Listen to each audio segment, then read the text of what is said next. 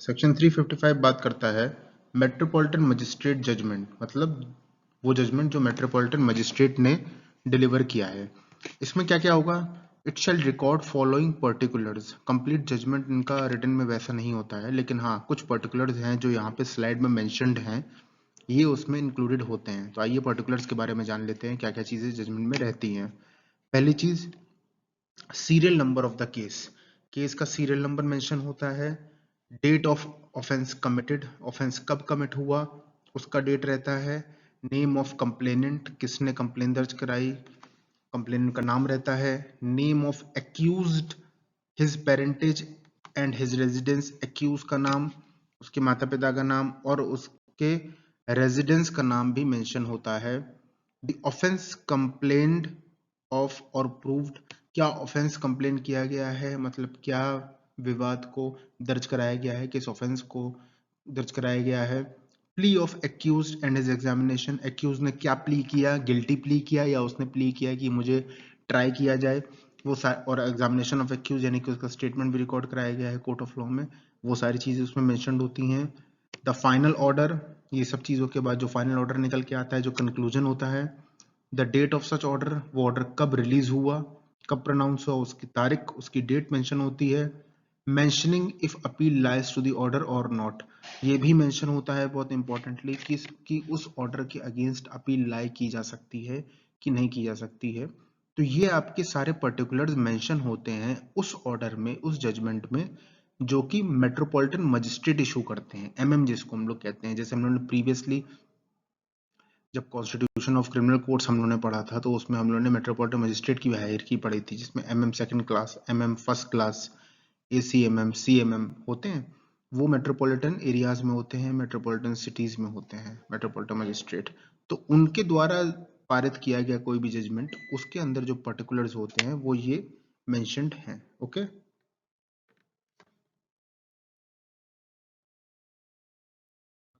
To section 357। Section 357 आपका बात करता है ऑर्डर टू पे कंपनसेशन, यानी कि मुआवजा या हर्जाना देने के लिए आदेश दिया जाना।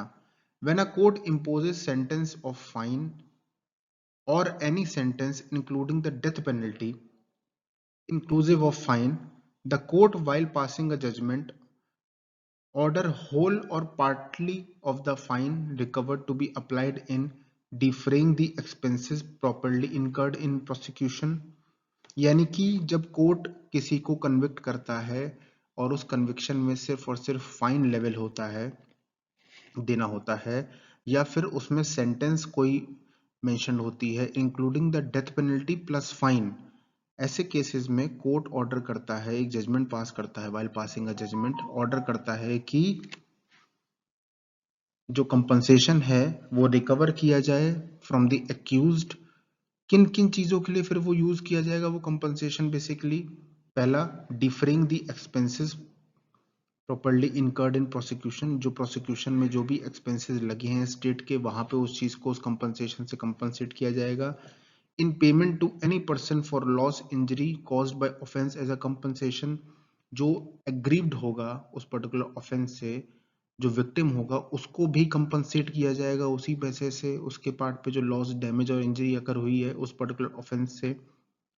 Fine imposed which is subject to appeal, no payment shall be made until the appeal period lapsed or appeal admitted till its disposal। यानी कि अगर कोई फाइन imposed है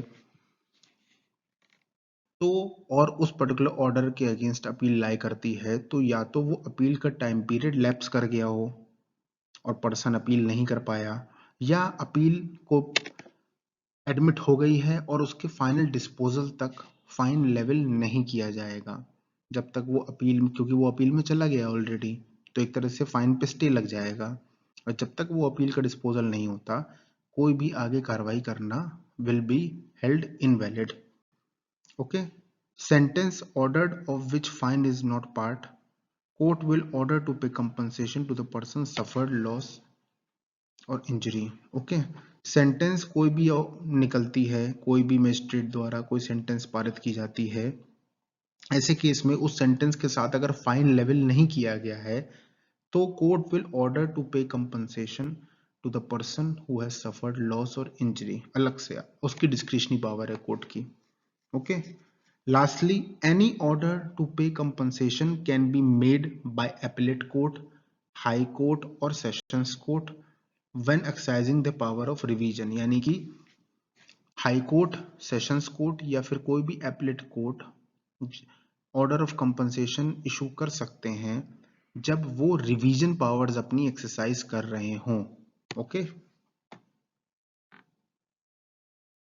स्टूडेंट्स, अभी हम लोगों ने पिछले सेक्शन 357 में पढ़ा था order to pay compensation. Okay, अब यहाँ पे है सेक्शन 357A, यहाँ ये बात करता है विक्टिम कंपनसेशन स्कीम की।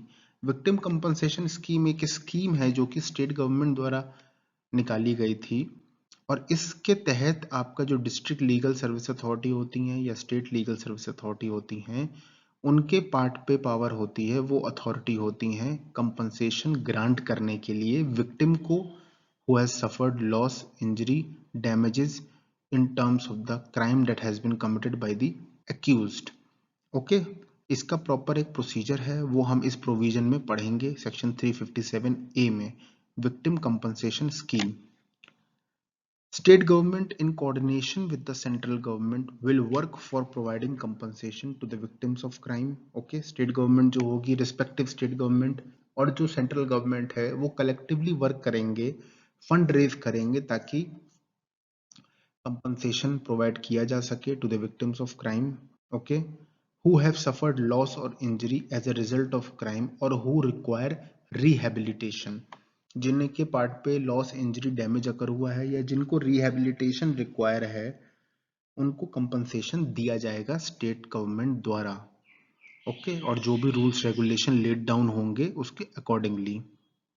Thirdly, recommendation by court. When any recommendation is made by the competent court, the district legal service authority or state legal service authority, whatsoever the case be, shall decide the quantum of compensation to be awarded. Quantum of compensation यानी कि कितना compensation award किया जाना चाहिए respective victim को, ये district legal service authority या state legal service authority as the case may be, जिसको भी कोर्ट ने रिकमेंड किया होगा कंपनसेशन देने के लिए, वो क्वांटम ऑफ कंपनसेशन डिसाइड करेगी वो अथॉरिटी कि कितना क्वांटम मतलब क्वांटिटी, कितना कितना कंपनसेशन देना चाहिए विक्टिम को। Okay, lastly, if trial court at conclusion of trial is satisfied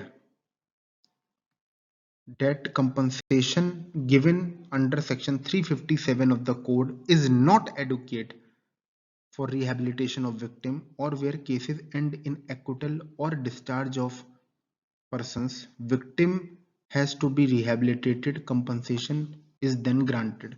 last paragraph का मतलब ये है स्टूडेंट्स कि जब trial court at the conclusion of trial इस चीज से सेटिस्फाई होता है कि जो कंपनसेशन की व्यवस्था सेक्शन 357 में है वो कंपनसेशन इतना एडिक्वेट अमाउंट का नहीं है कि वो विक्टिम को रिलीफ पहुंचा सके या विक्टिम को रिहेबिलिटेट करने के लिए काफ़ी हो, ऐसे केस में ट्रायल कोर्ट जो होता है वो ऑर्डर कर सकता है कंपनसेशन ग्रांट करने का सेक्शन 357A के तहत उस पर्टिकुलर विक्टिम को, ताकि वो रिहेबिलिटेशन उसका हो सके, लॉस, इंजरी, डैमेज जो अकर है वो मीट आउट हो सके।